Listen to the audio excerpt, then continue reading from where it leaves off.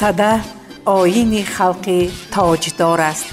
پرزیدنت مملکت پیشوای تاجیکان جهان امام علی رحمان در برابر سمت‌های گوناگون روزگار مردم به زنده و جاوید کردن کیش و آیین و یادگاری‌های از یاد رفته مردم تاجیک رو آوردن به اصل و یا خود به کان و گوهر خود کارهای به اندازه بسیار کردند و به بخت مردم تاجیک شادی روح و روان گذشتگان ما این کارها بیش از پیش در تابش و تکان و رنگ و روی تازه جلوه‌گر است. سده پیش از همه جشن است، جشن پیدایش آتش، جشن گرمی و روشنی است و اگر تابناکتر ابراز کنیم جشن نبرد و پیروزی گرمی و روشنی به سردی و تاریکی است. جشن مردم آری تبار مال مردم پارس و تاجیک است. نکو هم هست و نکو باید داشت. سده فرهنگ است، سده هستی و گردش است، نماد نیکی است. جشن گرفتنی سده این گرامی داشتی آتش است. بنابر مهند و در کار بودنش به روزگار ما، به روزگار مردم جهان. در مورد سده پیشوای گرامی ملت در کتاب خود نگاه به تاریخ و تمدن آریایی چنین نوشتند: در میان نیروهای سرشمار بدی در دشت و جنگل‌های آسیای مرکزی که انسان را در عذاب و تهلکه می‌انداخت، بخصوص سردی و تاریکی خیلی زیان‌آور بودند که بر ضد آنها آذر یا آتش خیلی مؤثر بودند. بر ضد تاریکی باشد خورشید چون عنصر توانا مقدس دانسته میشد. نسبت همین است که خورشید در میان نژاد مردم باستان ستایش و پرستش شده است. وابسته به جشن سده و پهلوهای گوناگون آن صادق کشرودی منظومه ایجاد کرده است که منظور علاقمندان می‌گردانیم. سده آیین خلقی تاجدار است، زی نسل آری بر ما یادگار است. ورا پیدا زی هوشنگ شاه با سنگ که دست بردن به کشت اژدها است. هزاران سالها پیدایش آن به 50 روز و شب پیش از بهار است که هرچند اجنبی کردش منسوخ ولی با امر پیشوا روی کار است. اگرچه خائنان زانند در رنج از آن ما را خوشی در روزگار است. اگر آتش نباشد نیست گیتی که آتش ورجه پروردگار است. با آتش هر کی دارد ناسپاسی ورا خوراک گند و زهر مار است که زیرا نان و آش و گرمی ما زینیروی و نوند نور و نار است. سده چون مهرگان و روز نوروز با ما و هستی ما یاد و یار است.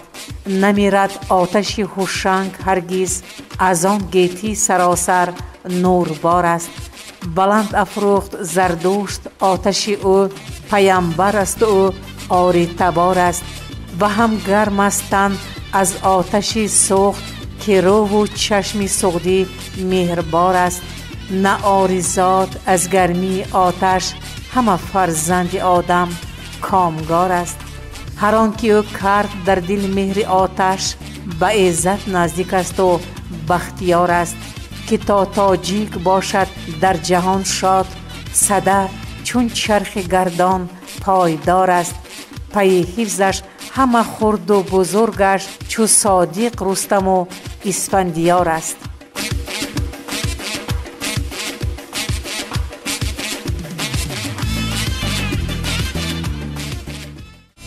تمام محققان فرهنگ شناس برا نظرند که جشن سده چون نوروز و مهرگان خاص تاجیکان است و با رسم و آیین عنعنه‌های این خلق کهن بنیاد پیوندی قوی دارد. جشن سده نیز چون نوروز در ماورای سالها به محکومیت و مانع‌های زیاد دچار آمده باشد هم استوار مانده است و تا روزگاران ما اساساً به گزند رسیده است. این جشن خجسته در فرهنگ تاجیکان منطقه‌های علاهیده کشور، در خاطره فرهنگ پرستان ملت و در اشعار فراوان ادیبان نامور تاجیک پاینده مانده است. ریشه های پیدایش جشن سده به عهد باستان می رسد، به ایامی که هنوز آتش کشف نشده بود. در تصور نیاگان ما سده تجسم در روشنایی و در گرمی و آتش یافته بود و از اینجاست که سده را همچون جشن پیدایش آتش توضیح می بخشیدند. سده با گردش طبیعت توأم دانسته می شود. با فرارسی آن محیط را گرمی گوارای فرا می گیرد و اولین نشانه های فصل بهار پدید می آید. مردم این حادثه را چون امیدی رسیدن به نوروز می پذیرند، آتش می افروزند و با تاکید آن که از آغاز زمستان 100 شب و 100 روز گذشته است و همین مقدار تا آغاز بهار مانده است، به خرسندی و شادی می گروند و جشن سده را تجلیل می نمایند. در فرهنگ معروف و بزرگ برخان قاطع چنین سطرها را عاید به این جشن فرخنده مطالعه می کنیم. سده جشن است که پارسیان در روز 10 بهمن ماه تجلیل کنند و در آن روز آتش بسیار افروزند. در روایت‌های زیاد ارتباط داشتن جشن سده با آتش تاکید می شود. این جشن در آیین زردشتی همبسته با نور و روشنایی، گرمی و آتش توصیف یافته است. پیدایش آتش خود انقلاب در حیات آدمان بود و در تمام سمت‌های زندگی آنها تبدلات عظیم به میان آورد. وابسته به این تجلیل جشن سده را چون شکرانه به هستی آتش نیز میتوان پذیرفت. در ادبیات کلاسیکی تاجیک پیوستگی جشن سده با آتش بارها تاکید شده است. به این بیت‌ها توجه نمایید. این سده آتش افروخته دارد که درست لاله رخگرم شرر عاشق کردار بود. یا خود دو چیز یافت از این آتش سده دو همال، ستاره یاره زرین و آسمان خلخال. جشن سده در روزگاران ما در پایان ماه ینور با شکوه تجلیل می شود.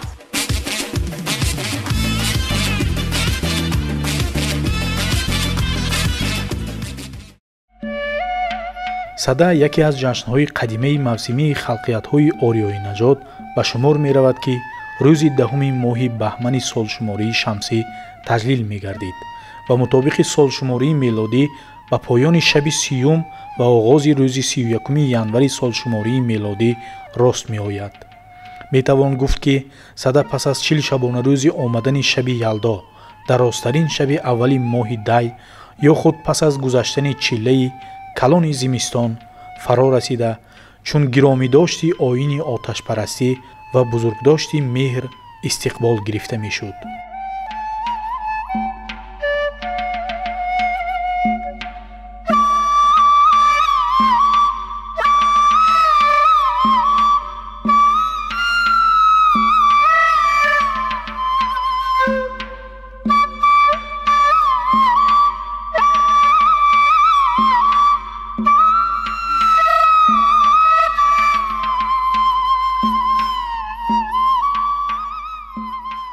ҷашни сада бо шодию суруд, рақсу тарона, оростани дастархони пурнозу неъмат таҷлил мегардад. ҳатто шоҳони даврони ҳохоманишӣ танҳо дар ҳамин рӯз дар ҷашнгоҳ ҳуқуқи рақс кардан доштанд ва метавонистанд маст шаванд. дар ин рӯз аз шоҳ то ғулом либоси арғувонӣ мепӯшиданд. аз даврони фаридун анъана шуда будааст ки мардум ба миён рӯймоли махсуси арғувонӣ банданд ва суруд замзама кунанду вақти таом хӯрдан сухан нагӯянд. шоҳони давр ва ҳокимони вақт ба ҳамдигар ба муносибати иди меҳргон тӯҳфаҳо мефиристоданд. асосгузори сулолаи сосониён дар ҳамин рӯз тоҷе ки дар он сурати офтоб нақш карда буд бар сар мениҳод ва ин минбаъд анъанаи мулкдорони аҷам мегардад. сада ҷашни мулуки номдор аст, зи афридуну ва аз ҷам ёдгор аст. ҷашни сада раҳоӣ аз фасли сармо, оғози кор дар саҳро, саршавии меҳнати деҳқонон, хулоса аз наздик шудани наврӯз дарак медиҳад. оид ба ин ҷашн шоир Фаррухии Сиистонӣ гуфтааст: сада омад ки туро мужда диҳад аз наврӯз, мужда бипазиру бидеҳ хилъату кор бигир. воқеан ин ҷашн аз омадани баҳор ба мо мужда мерасонад. дар рӯзҳои ин ҷашн деҳқонон ба киштукори баҳорӣ омода мешаванд, боғу дарахтонро ба тартиб меоранд, ба заминҳо яхоб мондаву бехи дарахтҳоро нарм намуда ба кишт омода месозанд, тухми ҳосилхез ҷустуҷӯ менамоянд, ҳамаи лавозимоти корро аз таъмир мебароранд, ҷӯйборҳоро аз ифлосиҳо тоза мекунанд, дар заминҳо оташ меафрӯзанд, то ки офатҳо нест шаванд. дар замонҳои пеш маҳз дар ҳамин рӯз ҳангоми дар гирди оташи дил, оташи хиштаншиносӣ ҷамъ шуда рақсу сурудхонӣ менамоянд. ин ба он маънӣ аст ки аз оташ рӯҳи бад мегурезад ва ҳосили замин фаровон мегардад. деҳқонон дарахтонро бо ҳар хел матоъ ороиш медиҳанд, то дар шохаҳои он шайтон маскан нагузорад ва ҳосил фаровон шавад. мардум гирди оташи муқаддас давр зада суруд замзам мекунанд. аз ин маълумот фаҳмида мешавад ки сада ҷашни кашфи оташ буда, ба шарофати он инсон ба ҷои олоти чӯбину сангин оҳанро кашф кард ва меҳнати кишоварзонро сабук гардонд. азозгузори сулҳу ваҳдати миллӣ, пешрои муаззами миллат, президенти ҷумҳурии Тоҷикистон муҳтарам Эмомалӣ Раҳмон борҳо таъкид мекунанд ки анъанаҳои фаромӯшгаштаи аҷдодонро аз нав зинда гардондан муҳим аст, зеро онҳо гувоҳи таърихи пурғановат ва фарҳанги бои миллати кӯҳанбунёди тоҷик маҳсуб меёбанд. боиси хушнудӣ ва сарфаросии тоҷикони ҷаҳон аст ки санаи 6 декабри соли 2023 зимни иҷлосияи 18-уми кумитаи байни ҳукуматӣ оид ба ҳифзи меросии фарҳангии ғайримоддии ЮНЕСКО номинаи муштараки ҷумҳурии Тоҷикистон ва ҷумҳурии Исломии Эрон ҷашни сада ба феҳристи мероси ғайримоддии башарият ворид гардид. аз ин лиҳоз таҷлили ин ҷашн моро бори дигар ба таъриху фарҳанги халқамон ошно месозад ва меҳру муҳаббат ва садоқату меҳрубониро ба якдигар ки мероси фарҳангии ориёиамон аст меафзояд.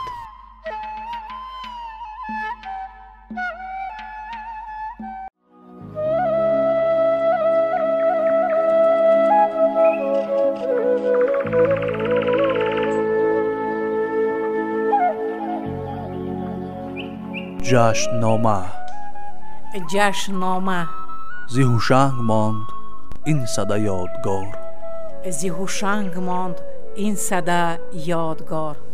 боиси ифтихору хушнудист ки президенти ҷумҳурии Тоҷикистон муҳтарам Эмомалӣ Раҳмон ҷашнҳои Наврӯз, Тиргон, Меҳргон ва Садаро ҷашнҳои расмии миллӣ эълон намуданд ки онҳо ҳамасола бо як шукӯҳу шаҳомати хоса таҷлил мешаванд.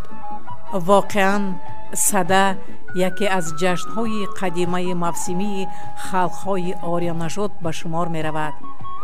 сада рӯзи 10 моҳи баҳман таҷлил мегардид ва мутобиқи солшумории мелодӣ ба поёни шаби 30 ва оғози рӯзи 31 январ рост меояд.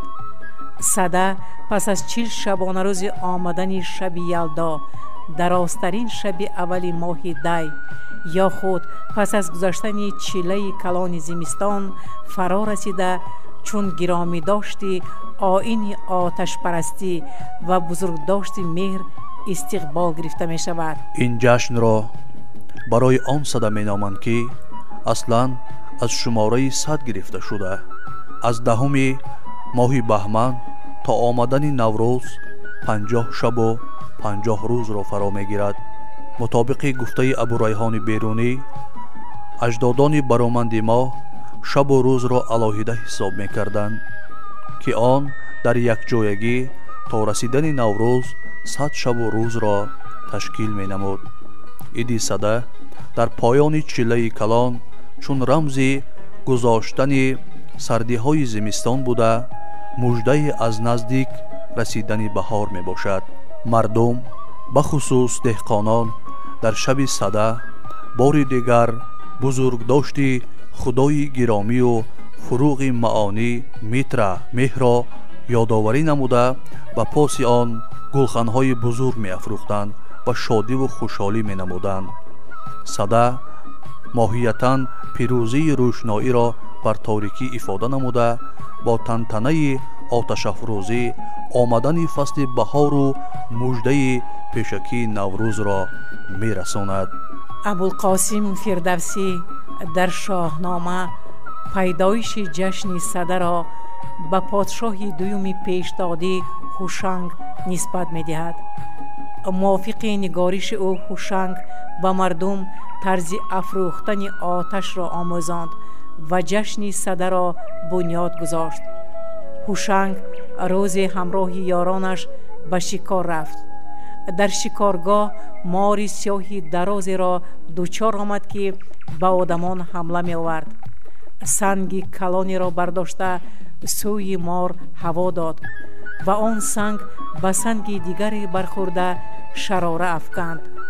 ӯ аз шарора афкандани ду санг ба ҳайрат монда онро чун шуои фуруғи яздонӣ пазируфт ва аз ҳамон рӯз бузургдошти оташро ба ҷо овард.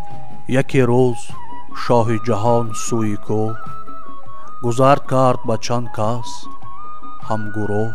падид омад аз дур чизе дароз, сияҳрангу тиратану тезтоз. нигаҳ кард ҳушанги боҳушу сан, гирифташ яке сангу шуд пеш чанд. баромад ба санги гарон санги хурд, ҳам ону ҳам ин санг бишкаст хурд. фуруғе падид омад аз ҳар ду санг, дили санг гашт аз фуруғ озаранг. бигуфто фуруғест ин эзадӣ, парастид бояд агар бихрадӣ. яке ҷашн кард он шабу бода хӯард, сада номи он ҷашни фархунда кард. зи ҳушанг монд ин сада ёдгор, басе бод чун ӯ дигар шаҳрёр. ин маросим ҷашни сада номида шуд. баъди кашфи оташ ҳушанг нахустин касе буд ки ба истеҳсоли оҳан оғоз намуд ва онро гудохта ба зидди аҳриманзодаҳову девҳо аслиҳа сохт. ҷашни сада дар замони ҳахоманишинҳо ва сосониону сомониён густариш ёфта ба дигар кишварҳо бо роҳи муомилоти савдои роҳи абрешим паҳн гардид. дар даҳумин рӯзи баҳманмоҳ бо афрӯхтани ҳезуме ки мардум аз пагоҳӣ бар боми хонаи худ ё бар баландии кӯҳ гирд меоварданд, ид оғоз мешуд. дар ҷашни сада маросими афрӯхтани оташ ва паридан аз болои он ривоҷ доштааст. ин расм дар миёни насрониҳо ба вижа рӯсҳо ҳамчун ҷашни масленитса роиҷ аст. ҳамин тавр чилрӯзагии хуршедро дар рӯзи 10 баҳман 30 январ чун сада ҷашн мегирифтанд ва пас аз 50 рӯз яъне 21 март замони ба балоғат расидани онро ба таври густурда таҷрӣ мегиранд ки он рӯз наврӯз аст. дар ҷумҳурии тоҷикистон бо шарофати истиқлоли давлатӣ бузургдошти сада аз нав эҳё гардида ҳамасола онро дар мамлакат 30 январ ҷашн мегиранд. ҷашни сада муборак.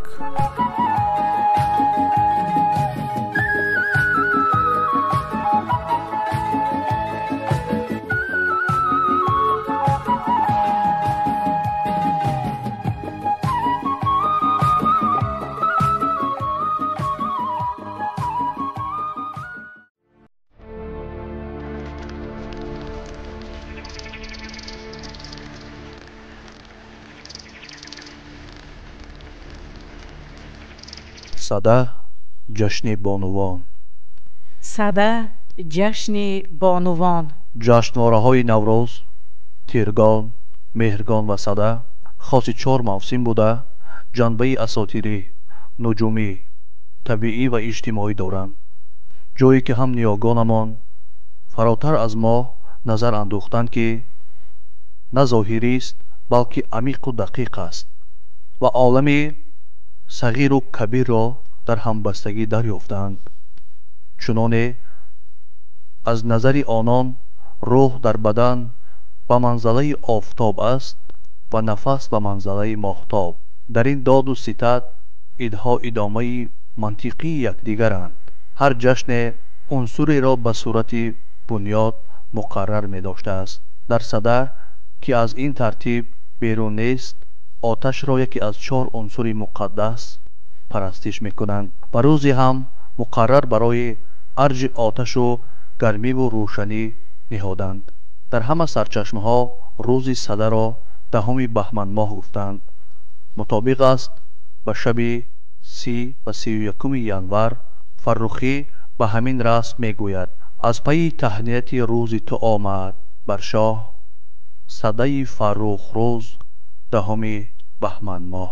аз сабабе ки ҷашн бо меҳрпарастӣ бастагӣ дорад, омодагӣ аз ибтидои дай бо шаби ялдо ва чила сар мешавад, зеро зодрӯзи офтоб аст ва инқилоби ӯ ки мардумро ба такопӯ мениҳад.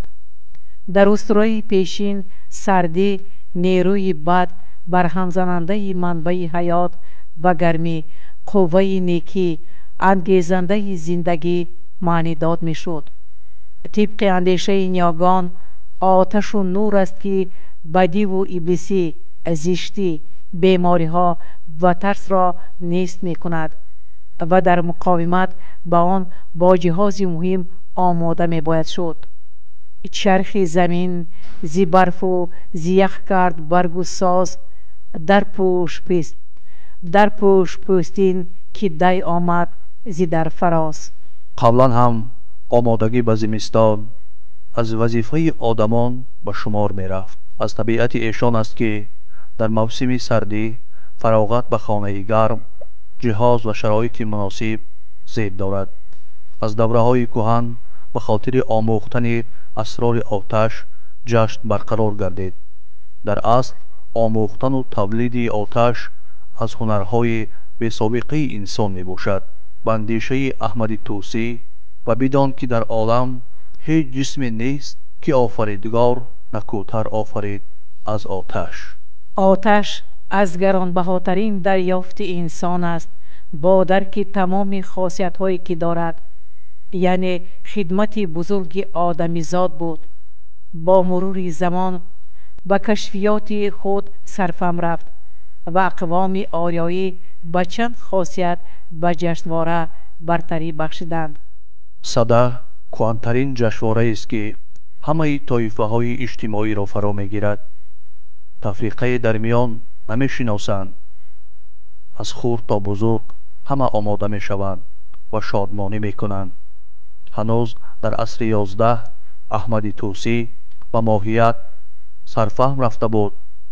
офаридгор ин неъмат оташро аз касе дариғ надошт, на аз мулк ҳокимон ва на аз масокин мискинон. сада ҷашни мулуки номдор аст ки аз шоҳони кӯҳан расида ва ишораест аз ҷашнвораи давлатӣ, на ҷашни хонаводагӣ буд, балки тамоми шаҳру деҳотро меоростанд ва рӯзи муқаррар оташи бузург меафрӯхтанд. дар рӯзи ид ҳама мардумон ҳақ ба афзалиятҳо доранд ки фарогирии ҷуғрофии ҷашнвораро афзуд, яъне халқҳои дигар низ аз он пазироӣ карданд ва дар ин рӯз аз ҳамдигар шодбош мегуфтанд, ба хонаҳои ҳамдигар мерафтанд ва ҳадияҳо тақдим менамуданд. дар маҷмӯъ ҳамаи идҳои ориёӣ ба мазҳабу ҷинсият коре надошт. аз ин рӯ ҷашнвораҳо ба ҳамоиши бузурге табдил меёфт. вобаста ба ин метавон садаро иди занону бонувон низ ном ниҳод.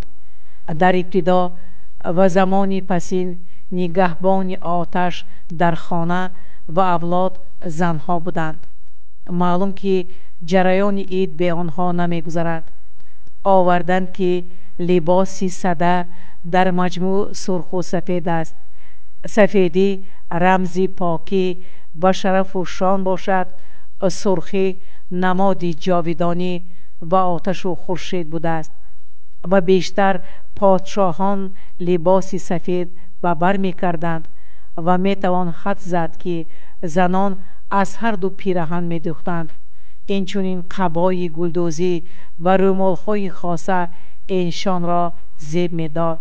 به قول استاد مومن قناعت تهپوش‌های سفید به تن می داشتند که پیراهن عصمت عنوان داشت و نشان بود از پارسایی، پاکی و نزاکت. در دهه عید و تغییر کردن مواد ضروری دامن برمی‌زدند با سبب که غذاها موافق به شرایط کوهستان، کاچی، شیربرنج، شیرکدو، دوغجوشی، قروتاب، شیروغن، فطیر مسکه، پلاو، دالدا، کاشک، ماش، کچری، لوبی و نخود شورک، کباب و غیره بودند.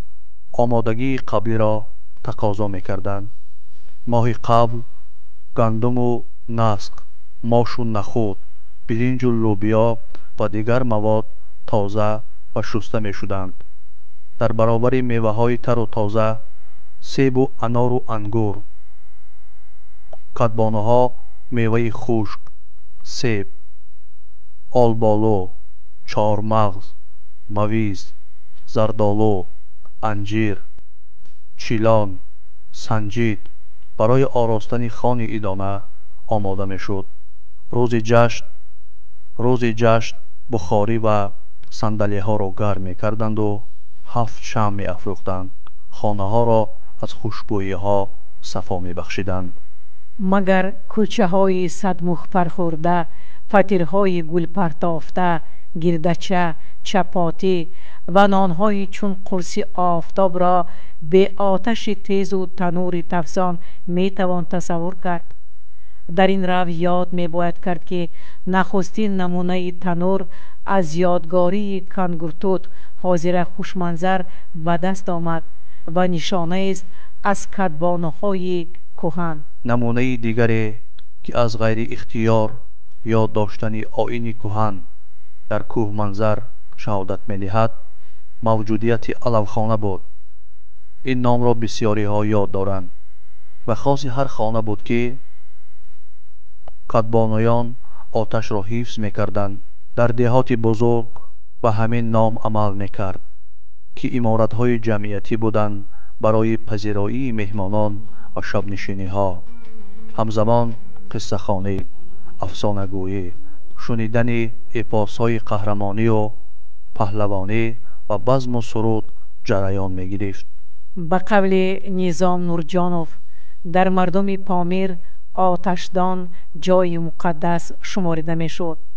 علوخانه، خانه آتش، در کوه منظر تاجیک و خوارزم تا گسترش اسلام وجود داشت. آنچه محقق میگوید از آثار خطی می باشد، ولی در منطقه کلاب علوخانه ها با ادای وظیفه عنعنوی تا سالهای 70 عصر 20 رسالت داشت. می باید آشکارا گفت که در طول روزگار زن است که با آتش سر و کار دارد، بلکه بیشتر از آن آتش همچون عنصر مقدس مقام خود را از دست نداد. شادی و خرسندی و بایگانی با استفاده آتش به چند رمز حتمی بود. عروس و داماد دور آتش می گشتند که خاصیتش را گفتند. یک عصر قبل پیش عروس آتش می افروختند که آتش بروازه نام داشت و با سرجمعی با طعام و سرود به سیرانگهش می بردند. انسان برای ارج نهادن به دانش و ملکه و هنر خویش آتش را مقدس دانست. در آن بهترین ویژگی و خاصیت‌ها را دریافت که زندگیش را سامان داد و رنگ و نکهت آورد. رقیبانی که جشنواره را برخلاف ارزش‌های اجتماعی نادیده می‌گیرند و بر مجوسی‌ها نسبتش می‌دهند، به آفریده پروردگار اعتنا ندارند. مگر 1000 سال پیش نبود که احمد توسی با منطق سریع پاسخ گفته بود: و آفریدگار از بهر منافع بندگان وی را در جمادات محسوب کرده. اگر لحظه انسان بر آفریده بینظیر شادمانی داشته باشد، چه جای کفر و بدعت؟ صد جشن، عید شناخت، ساعت آشنایی واقعی با گرمیده و ماده روشنی افزای است و همان است مانده است که از تولید تا مرگ همراهش خواهد بود. تا زنده است آتش در جسم دارد و منبع حرکت او گرمی است. هست در عالم جانوری که از آتش بگریزد. هر کجای روشنایی بدمد همه جانوران حاضر باشند و طفل نیز بهره از روشنی گیرد.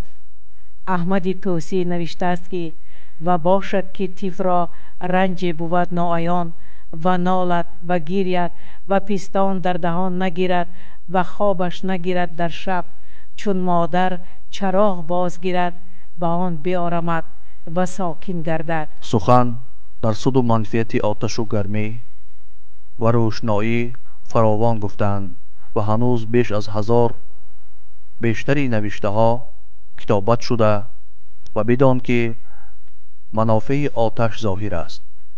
اگر مرد نان خمیر خورد ناپخته هیچ لذتی ندهد، چون حرارت آتش به وی رسد بوی لذیذ و طعم شهی در آن پدید آید. صده که مجموع دانش و باورهای مردمی کهن تاریخ است، در زمان استقلال احیا شد. پهلوهای نامخته و مرموز آن بند بند گشاده می شود و هر قدر به ماهیت وارد می شویم همسانه های فراوان از زن و مادر و آتش در جلوه می آیند. زن مادری که روشنی، گرمی و حیات از اوست و شرف و نزاکت و دنیا آفری به دوش گرفته است. و چی هم میتوان با نوشته های استاد ترسونزاده افزود یا مقاومت کرد؟ زن اگر آتش نمی شد خواب می مانده ما، نارسیده باده در جام می مانده ما.